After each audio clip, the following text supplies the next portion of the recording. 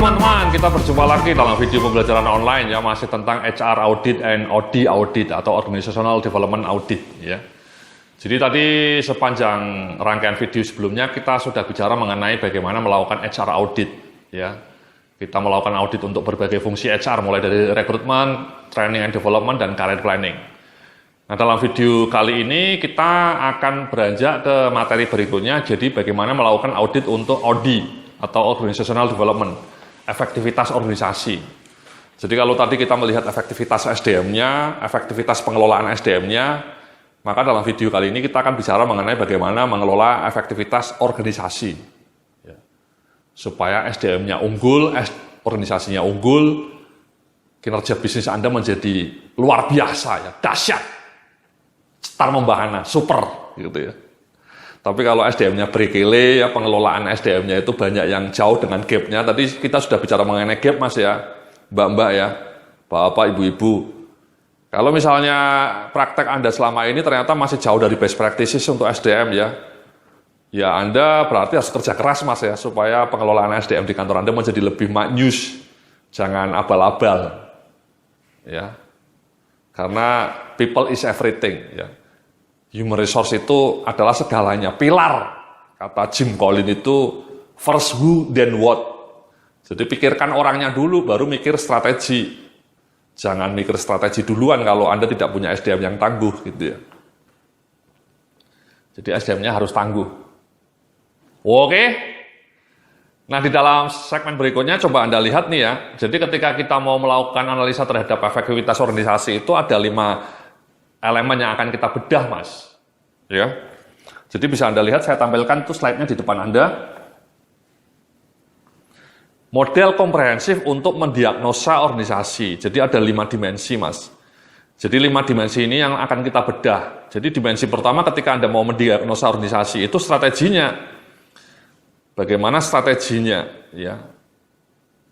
Menunjukkan bagaimana organisasi merumuskan strategi untuk mewujudkan misi dan visinya.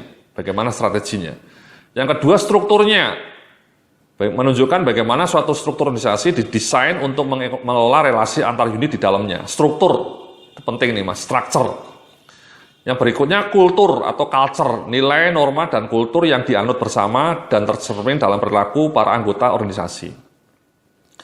Kemudian people, kualitas kompetensi dan komposisi demografis para anggota organisasi. Dan kemudian yang terakhir sistem kebijakan dan prosedur kerja yang dijalankan oleh organisasi. Jadi 5 dimensi inilah yang harus kita bedah untuk mendiagnosa organisasi. Nah, untuk dimensi people atau SDM itu sudah kita bedah dalam materi sebelumnya ya. Jadi tidak akan kita bahas lagi ya. Jadi people ini kan sudah kita bedah dalam audit HR tadi. HR kan kita bicara di dalamnya adalah people juga. Jadi dalam video-video berikutnya nanti kita akan membedah mengenai elemen strategi, analisa efektivitas strategi, analisa efektivitas struktur, analisa efektivitas budaya perusahaan atau culture, corporate culture, dan yang terakhir analisa efektivitas sistem. Sistem macam-macam ya, nanti kita akan tunjukkan. Nah, mari coba kita lihat di slide berikutnya ya. Di slide berikutnya ini sama Mas ya. Jadi kita selalu ketika mencoba menganalisa efektivitas organisasi itu melihat best practices-nya, Mas, benchmark-nya. Di sisi kiri best practices-nya mengacu kepada praktek-praktek terbaik di perusahaan kelas dunia. Di sisi kanannya adalah implementasi saat ini, implementasi yang terjadi di perusahaan Anda saat ini. Ya. Untuk strategi misalnya itu, ya. Jadi ada 3 poin yang Anda layak perhatikan ya. Yang pertama, perusahaan telah merumuskan strategi yang disusun berdasarkan analisa kebutuhan pasar dan kekuatan internal. Strategi yang disusun memuat sasaran kinerja yang terukur, disertai dengan inisiatif strategis yang komprehensif. Secara reguler dilakukan proses pemantauan penerapan inisiatif strategis dalam rangka mencapai sasaran yang telah ditetapkan dalam strategi perusahaan. Ya, jadi ada 3 poin ini ya, Mas ya, yang layak Anda perhatikan ya. Jadi perusahaan-perusahaan kelas dunia itu dalam hal strategi ya mereka punya rumusannya ya. Mau kemana ini arah strategi perusahaannya. Yang didasarkan pada analisa market, ya dinamika persaingan, dibanding dengan kompetisi dengan analisa internal. Ya. Jadi strategi mau kemana. Jangan sampai Anda salah melakukan strategi sehingga Anda mati. Seperti Kodak misalnya, perusahaan Kodak, perusahaan kamera legendaris Mas ya, mati. Karena mereka abai dengan dinamika pasar, yakni munculnya kamera digital. Gitu. Ketika kamera digital pertama kali muncul di tahun sekitar 80-an gitu ya, orang-orang Kodak itu mengabaikannya Mas, menyepelekannya. Mereka sudah tahu tapi menyepelekannya. Buat apa ini kamera digital? Tidak akan laku. Kalimat itu kalimat arogan ya. Dan akhirnya mati. Sama dengan Nokia Mas ya. Nokia itu strateginya berantakan karena mereka tidak aware mengenai dinamika persaingan eksternal. Dalam hal ini munculnya Android ya. Ketika tahun 2008 muncul Android pertama kalinya di dunia, petinggi-petinggi Nokia itu mengatakan Android itu hanya semut kecil yang meremehkan. Tapi semut kecil itu yang akhirnya membunuh Nokia gitu ya. Membuat Nokia dicaplok oleh Microsoft. Itu terjadi kenapa? Karena strategi Anda tidak berubah, ya. Pasarnya sudah berubah, strategi Anda tidak berubah, ya Anda mati. Sama di Indonesia misalnya Telkom. Untung Telkom dulu mendirikan Telkomsel, Mas ya. Kalau mereka tidak mendirikan Telkomsel, mungkin mereka juga sudah kolaps karena pendapatan dari Telkom rumah itu terjun bebas. Padahal sumber utama pendapatan Telkom dulu ya adalah itu telepon rumah itu, Mas. Sama dengan Indosat, dulu mereka perusahaan telepon internasional Mas. Ya, Anda ingat dulu ya, tahun 80-an, kalau kita mau telepon ke luar negeri itu pakainya Indosat. Ya, 001 kalau tidak salah ya. Tapi sudah ada Skype, ya mati lah. Untung Indosat pergi ke Mentari gitu ya, bikin Mentari. Dan sekarang mereka aliansi dengan Ooredoo, bikin bisnis digital gitu ya. Kalau enggak mati. Sama di luar negeri banyak majalah, koran-koran cetak itu mati karena sudah ada online gitu ya. Itu perubahan strategi. Bagaimana Anda merespon strategi itu? Contohnya Matahari. Matahari sadar bahwa ke depan itu mungkin perdagangan online, e-commerce akan makin naik ya. Sehingga mereka buru-buru mendirikan Matahari Mall online sebelum dilibas oleh Tokopedia atau Bukalapak gitu, atau Lazada gitu ya. Itu namanya perubahan strategi Mas. Jadi Matahari melakukan perubahan yang signifikan, mendirikan Matahari Mall online supaya mereka tidak kelabakan. Jadi itu namanya strategi Mas ya, strategi ya. Nah, bagaimana di perusahaan Anda? Sudah ada belum strateginya? Ya. Arahannya mau kemana? Sudah dilihat nggak peta pasarnya? Dan kemudian bagaimana strategi itu dirumuskan dalam inisiatif-inisiatif strategis yang jelas? Ya. Misalnya sekali lagi contohnya ketika Indosat memutuskan untuk terjun ke bisnis digital, tidak lagi hanya telco, apa inisiatif strategisnya? Mendirikan berbagai perusahaan startup misalnya, melakukan aliansi dengan perusahaan-perusahaan startup muda misalnya, supaya mereka melakukan sinergi. Ini semua kan membutuhkan perubahan strategi. Ya, inisiatifnya apa? Dan kemudian yang tidak kalah penting, inisiatif itu dipantau Mas tiap bulan. Implementasinya, tidak hanya di atas kertas ya. Sering banyak perusahaan punya inisiatif strategis tebal, ya berhalaman PowerPoint, pakai PowerPoint sampai 100 halaman, tapi eksekusinya zero. Ya. Zero execution itu ya mati, kayak Kodak, nanti mati gitu ya. Ya, jadi seperti itu Mas ya. Jadi itu adalah best practices untuk strategi. Ya. Nah, di halaman berikutnya saya langsung mencoba membawa Anda untuk melihat best practices untuk sistem. Ya. Ada 3 poin ini best practices untuk sistem. Ya, jadi yang pertama, perusahaan telah memiliki beragam sistem yang dipraktekkan secara sistematis dan konsisten. Misalnya, manajemen mutu, ISO misalnya, sistem IT yang komprehensif, IT-nya jago, sistem informasi pelanggan, database pelanggan, sistem informasi SDM, HRIS-nya jago. Ya. Secara reguler dilakukan improvement untuk meningkatkan efektivitas penerapan sistem itu. Ya, bagaimana direview terus. Kemudian yang ketiga, sistem yang dijalankan telah dievaluasi dan memberikan dampak positif bagi peningkatan organisasi. Ya. Jadi itu Mas ya, untuk sistem itu sejauh mana perusahaan Anda punya sistem? Sudah punya ISO belum? Manajemen mutunya ISO berapa? Ya. Sistem IT-nya sudah komprehensif belum? Kadang-kadang perusahaannya pakai SAP, yang lainnya pakai Oracle gitu ya. Jadi Mereknya berbeda-beda istilahnya, softwarenya mereknya berbeda-beda. Orang keuangan pakai merek A, orang SDM pakai merek B, orang produksi pakai merek C gitu. Jadi tidak saling komunikasi, itu kan dangerous mas. Ya. Jadi kalau bisa ya, itu namanya menciptakan island-island, ya, menciptakan pulau-pulau.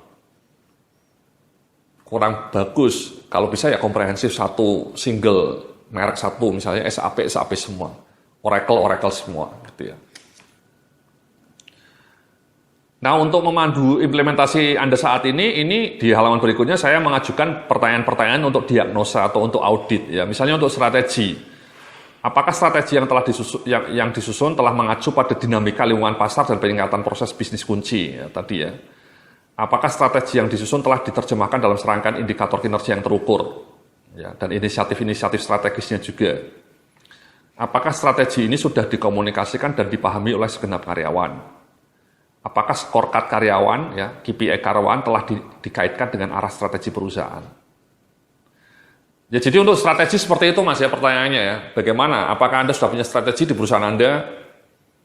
Ya tadi saya mengatakan dan strateginya sudah diawali dengan SWOT analysis atau mungkin pemetaan terhadap kompetisi eksternal ya yang sangat cepat nih perubahannya.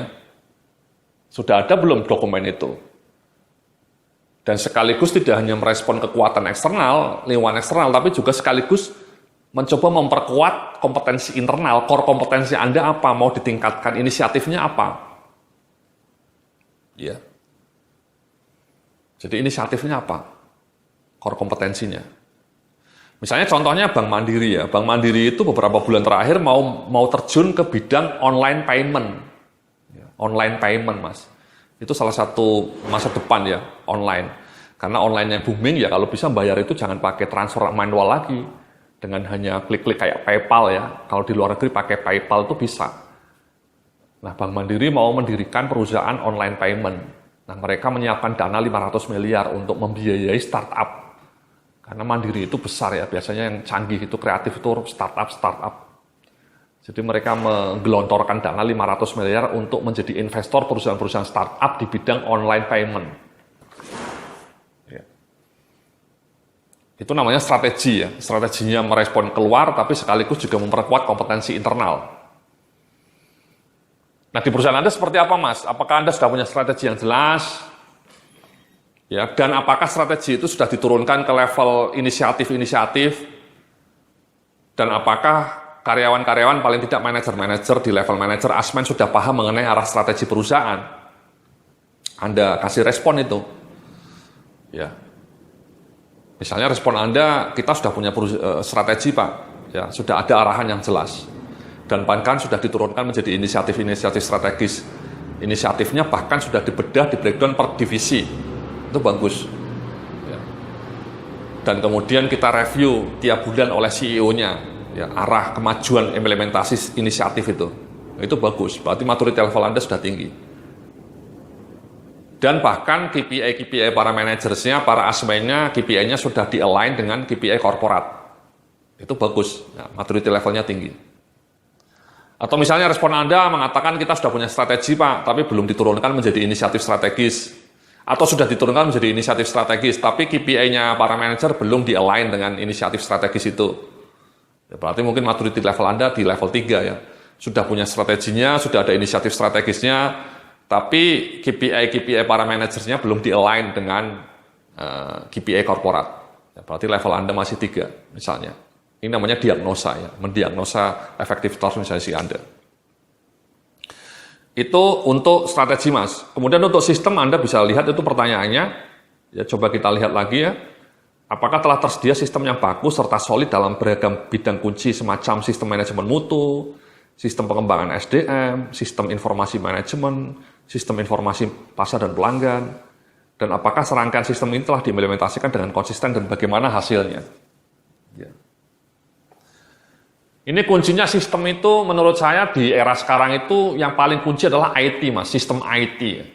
Bagaimana di kantor Anda itu pakai paperless kalau bisa ya.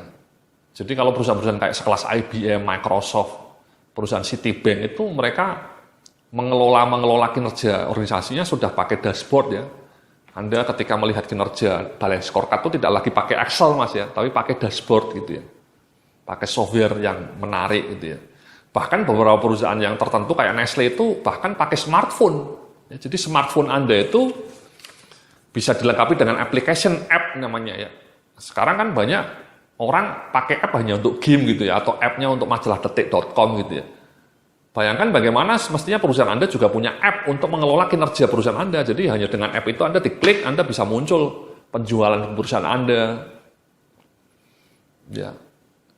Jatah absensi Anda, jatah cuti Anda bisa mengajukan cuti dengan smartphone Anda. Tidak lagi pakai kertas. Ya. Hanya dengan klik-klik-klik, Anda bisa mengajukan cuti ke HRD misalnya. Luar biasa itu.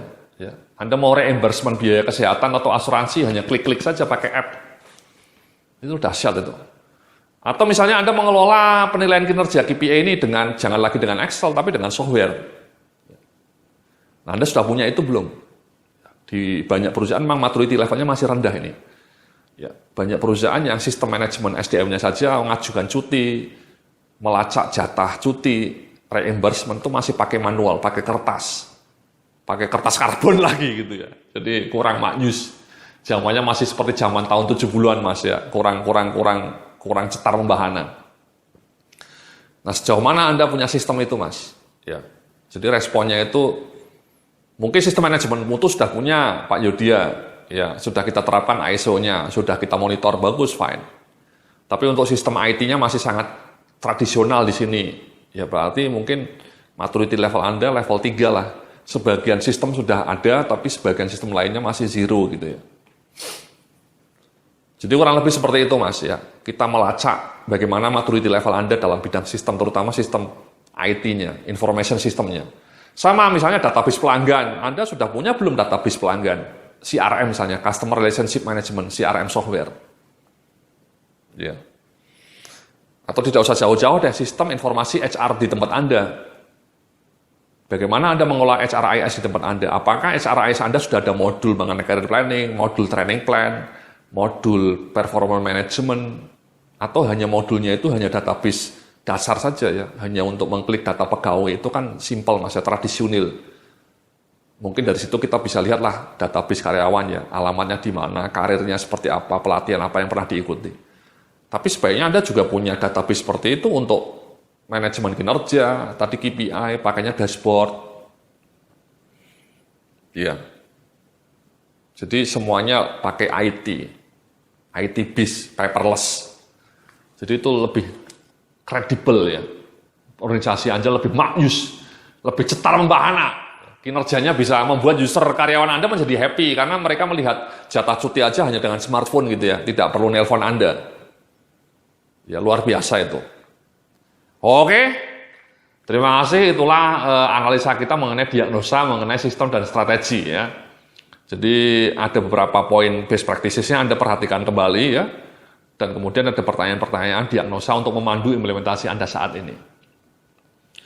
Dalam bagian berikutnya kita akan bicara mengenai audit untuk struktur organisasi dan budaya perusahaan. Terima kasih, sampai jumpa dalam video berikutnya. Salam sukses, penuh kemuliaan.